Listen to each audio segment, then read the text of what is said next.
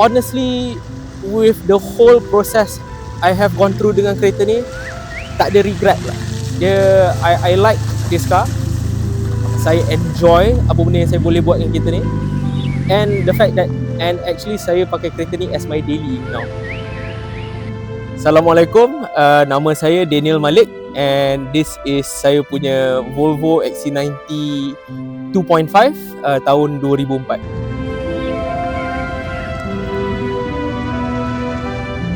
Initially saya tak mencari pun kereta ni. So kereta ni dari asalnya kereta kawan saya, kereta family dia, and time tu tengah tak mencari kereta pun, tapi dia ada cerita lah dia ada kereta ni. So time tu pula time yang benda overlanding ni agak tengah up lah basically. So time tu tengok Porsche Cayenne, Volkswagen Touareg, semua tu tengah buat all this overlanding. So the idea, inspiration a lot datang dari Cayenne, datang dari overlanding. Tetapi masa tu pula harga Cayenne, harga Audi semua lebih kurang 20 lebih ribu. So untuk nak buat jadi project car masa tu macam biar betul kan nak spend 20 ribu on this kind of things. And kereta pula masa tu European, so mahal, barang pun mahal, parts pun mahal. So nak jadi cerita, ada kawan seorang dapat tahu yang I was looking for something yang macam ni. Dia kata dia ada Volvo XC90. Time tu macam Volvo XC90 biar betul kan kereta ni nak buat di sini. So bila tanya dia macam apa kau punya plan dengan kereta tu, dia kata dia nak scrap. Macam nak scrap. Ush, okay. Kalau aku nak beli berapa? Dia kata 8,000 kau ambil. Ush, 8,000. Porsche Cayenne 20,000, Audi 20,000, CR-V pun 20,000. 8,000 lah. Okay. Lepas tu macam tak yalah, bajet aku dalam 5,000 lah. Takkan aku tak nak spend sangat. So dia kata 7,000 pun jadi. 2 kali bayar je pun jadi. Alamak. Keluar tangan terus. So itulah munculnya XC90 ni. So 2004 nya XC90. Beli tahun 2023. So masa beli mileage 330,000, sekarang dah 380,000. Kereta ni paling jauh dia nak pergi sampai Bangkok. In this current format dia pergi Bangkok. So alhamdulillah kereta ni still ada kat sini.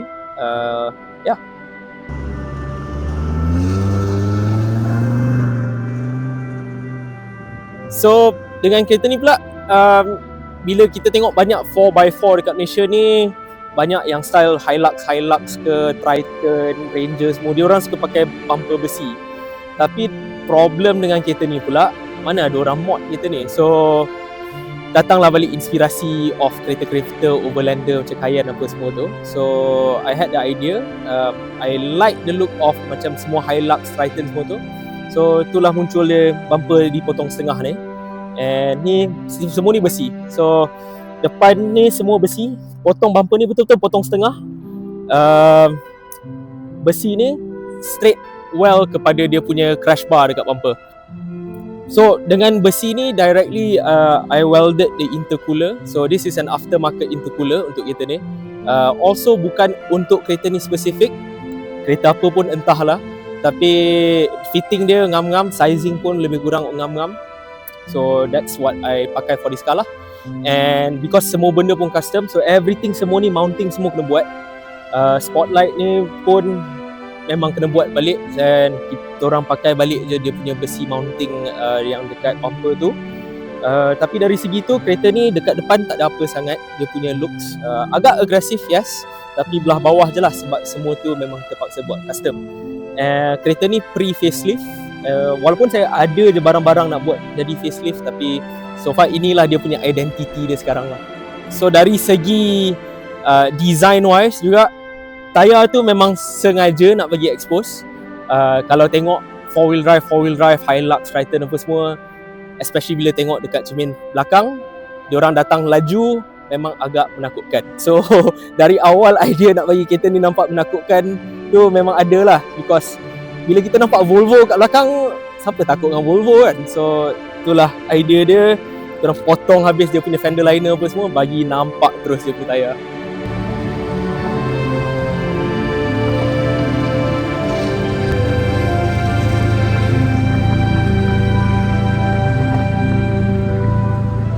So kereta ni barang memang tak banyak nak cari. Inspiration pun basically ambil dari kereta-kereta lain. Tapi dari awal tayar semua memang nak pakai all terrain tires lah. So depan belakang I pakai Falcon Wild Peak, and rim ni BBS CH. So kalau tak tahu about Volvo punya PCB pattern dia agak pelik. Honestly sebelum pakai rim ni actually dah hampir beli rim Ferrari F430 almost. Tapi dia punya sizing dia 19, nak pakai tayar off-road 19 memang mampus. So by coincidence terjumpa orang jual BBS original untuk Volvo, pun dari Volvo, and PCD 5x108, which is Volvo punya PCD lah. So because tak ramai orang main Volvo, rim tu tak ada value. Susah cari tapi tak ada value. So the moment jumpa tu terus beli. Rim tu condition agak teruk lah masa tu. Dia tak ada damage tapi cat dia teruk. So ni pun ambil balik rim ni, cat hantar dekat Samurai Paint yang buat spray can RM10 kan. So diorang time tu ada promo buat refurbish rim untuk RM200 satu set. So tak complain lah kan. So the whole idea of kereta ni is try to make it as cheap as possible. Because yes, kalau benda-benda macam ni nak buat, of course boleh buat macam-macam selagi ada duit. Tapi benda-benda macam ni kita nak try keep it as cheap as possible. Kereta pun RM7,000. Suspension is actually stock suspension, tetapi pakai lift kit body and subframe punya spaces. So subframe dah drop 1 inch while body naik 1 inch. So yes, boleh naikkan kereta tanpa the subframe kit, tapi bila tak pakai subframe kit nanti geometry suspension dia semua lari, meaning bushing wear out cepat, benda-benda semua lain wear out cepat. And awal-awalnya tak pakai subframe sensor and drive shaft kong within the first 1 year. So decided to pasang tu, and dengan masalah kereta ni yang tak ada orang main, semua barang tu terpaksa cari overseas lah. So contohnya macam subframe spacer, yang tu kena cari dekat US. Body punya lift kit, yang tu dapat dari Germany. Okay, selain dari tu, kereta ni pula pakai brakes dari Volvo S60R. So depan belakang is Brembo actually. Walaupun situ tulis Polestar, actually bukan. I cat painted bagi nampak macam Polestar punya colour. But yeah, dia Volvo punya S60R brakes dari Brembo. And actually brakes dia lebih kurang sama dengan Evo and Subaru punya brakes. Even brake pads pun sama. So okay lah, agak senang nak cari benda-benda dia. Okay, selain dari tu, kereta ni juga kalau ada peminat XC90 rasanya tak ada kot. Tapi kalau ada peminat XC90, fender ni actually is a Volvo punya optional part. Sangat-sangat susah nak cari. Initially masa nak buat tu, because tayar dah terkeluar, so kereta ni pakai spacer. Masa tayar terkeluar tu takut jugalah JPJ tahan ke apa kan. So awal-awal nak mencari Ford Ranger punya fender, tetapi by coincidence terjumpa this body kit lah, fender flare semua ni, and plug and play for XC90. It's just that on this car saya potong that thing. So siapa yang betul-betul mencari tu akan menyumpah juga lah dapat tahu tu, sebab benda ni susah cari. Tapi ya, saya potong benda tu.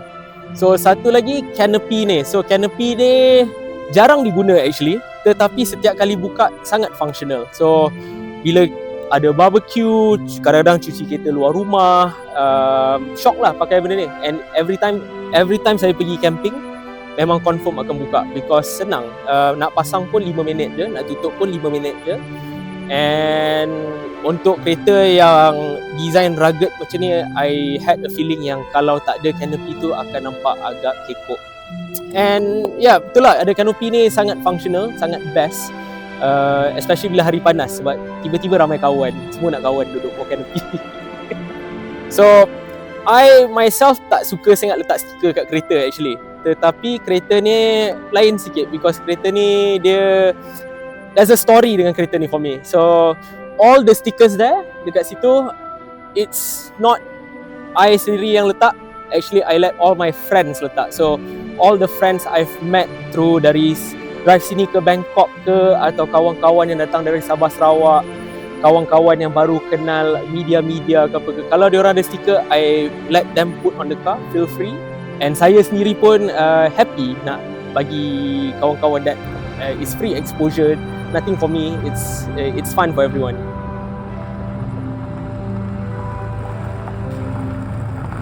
So bahagian belakang ni pun sama dengan bahagian depan, semua benda pun kena custom. So bumper belakang ni memang potong setengah, lampu ni pun semua dah gone.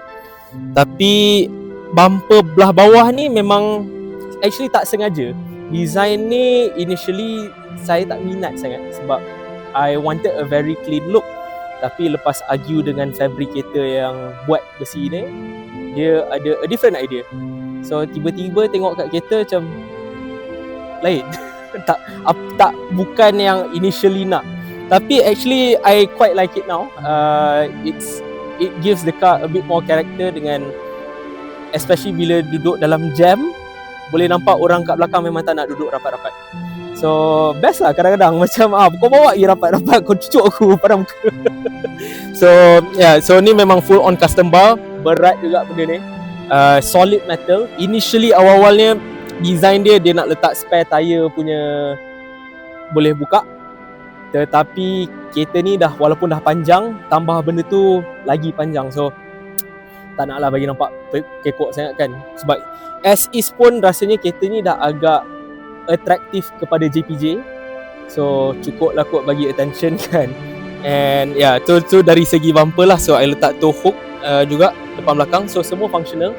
Dah pernah tarik kereta 2-3 kali juga. And pernah melekat dalam lumpur pun, because of the tow hook senang tarik keluar.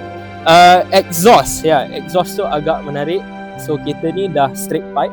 Kalau ikut hati tak nak straight pipe kereta auto because akan bunyi mengarut.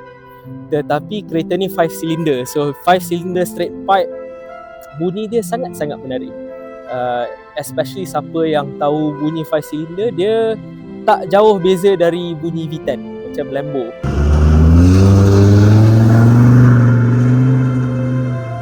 Sangat-sangat sedap.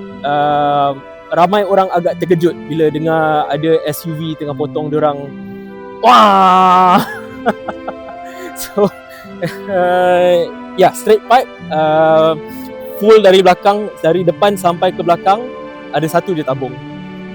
So it's quite loud.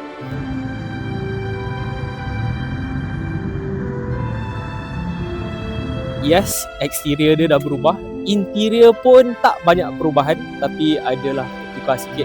So asalnya XC90 is a 7-seater, ada 2 seat kat belakang yang boleh masuk ke lantai. Tapi sebab satu, saya tak kahwin, tak ada anak, and apa function nak ada 7-seater kalau single kan. So cabut terus seat belakang tu, buat jadi flat floor, because saya kereta ni pakai banyak for kerja. For my line of work memang I use this car a lot, angkat banyak jenis kotak, tinggi, besar. So alang-alang cabut lantai tu, kereta ni function sebagai macam Hilux lah for me. So alang-alang dah cabut tu, kereta ni pun kita orang pakai untuk camping juga. Bila pergi camping, ni lah katil saya. So tidur dalam ni senang, barang-barang kat sebelah tu semua senang. Kawan-kawan komplain luar hujan, aku boleh duduk dalam tengok Netflix. Okay lah kan, tak adalah nak komplain sangat. So belakang ni memang ngam-ngam muat katil untuk satu orang. Ni pun katil Decathlon je, senang pakai, pakai tilam angin. Dan sebelah dia adalah petrol, sebab kereta ni pun kereta lama, so ada kadang-kadang masalah petrol. Toolbox pun sentiasa kena ada. Ada juga tempat masak, ada stove dalam satu bag kat situ, ada power bank yang boleh charge barang-barang semua lah. So kereta ni at any time pun memang ready untuk pergi camping. So bayar campsite and tidur lah. So menarik. Barang-barang pun semua dah ready. Itu yang bahagian belakang. So jom kita tengok bahagian depan. So ni bahagian depan dia, tak banyak sangat benda pun tukar. So paling ketara is yang ni lah, dia punya seat. So saya tukar jadi Recaro. So seats Volvo yang asal honestly sangat-sangat comfortable. Selalunya kalau naik seat tu rasa macam duduk dalam sofa. Tetapi seats tu dah lama, dah tua. Dia punya leather pun dah crack, dah start koyak. So masa tu fikir balik, kalau nak refurbish pun agak mahal. So alang-alang tukar je lah terus sport seat. So saya letak Recaro SPJJ dalam kereta ni. Recaro SPJJ ni actually Recaro yang agak comfortable. Dia bukan macam sport seats yang selalu kita nampak. Rest kaki dia adjustable. So memang made for long distance punya driving lah. Selain itu, interior wise, saya pasang CarPlay because dunia dah maju, dunia dah modern. And juga benda-benda kecil, contohnya macam boost meter. So boost meter ni tak perlu ada pun tak apa honestly, tapi because dia nampak sebiji macam the gauge on the car, that's why I have it lah. So that was quite a difficult punya item nak cari jugalah.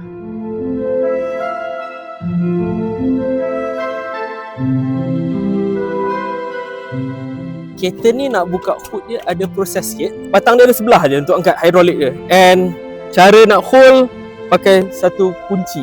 Sebabnya dia punya strut kereta ni dah patah.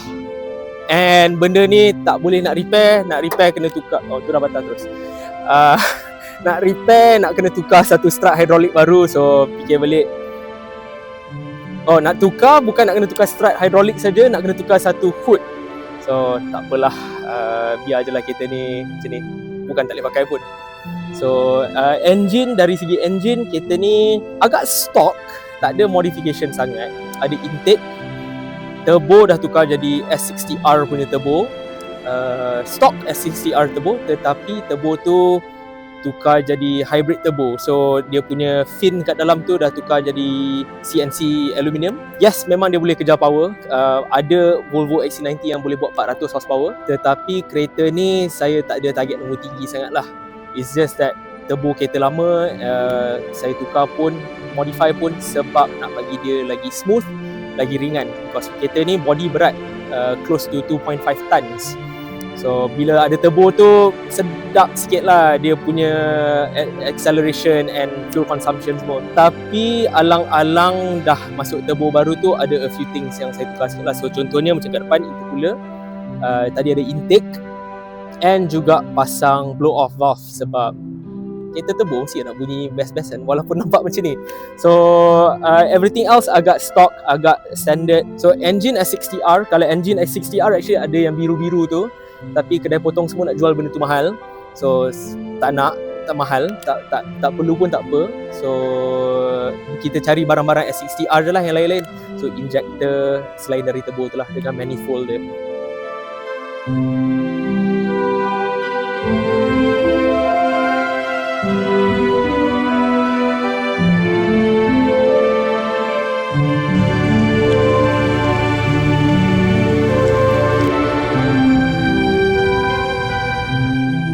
So kereta ni itulah dia punya build dia. Tak ada apalah sangat honestly.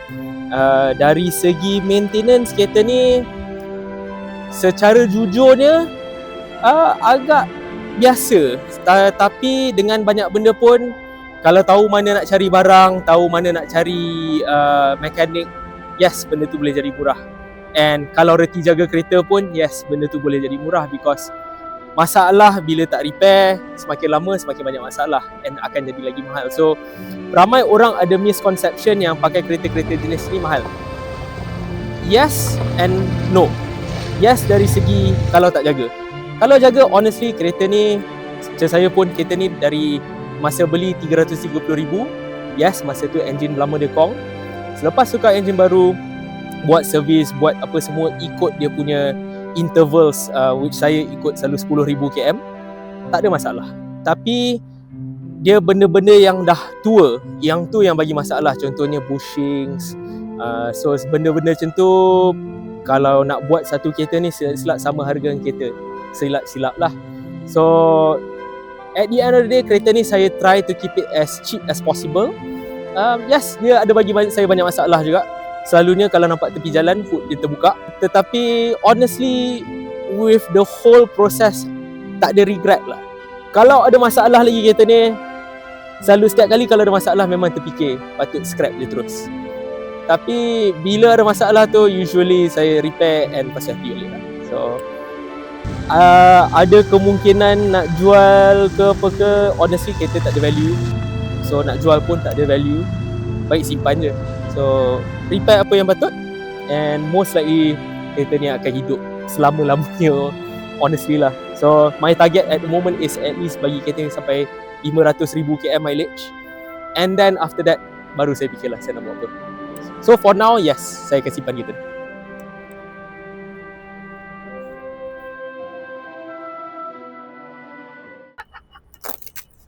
Barulah orang tahu benda ni mana boleh buat seorang. Boleh. Memang boleh. Tapi kalau ada angin leceh. Macam melekat sikit dari hujung tu. Boleh tolong tarik ke kanan? Kau pun berapa banyak kali kau dah pakai kanopi kau? Oh, barai tu saya pakai. Tak ada pakai barai tu.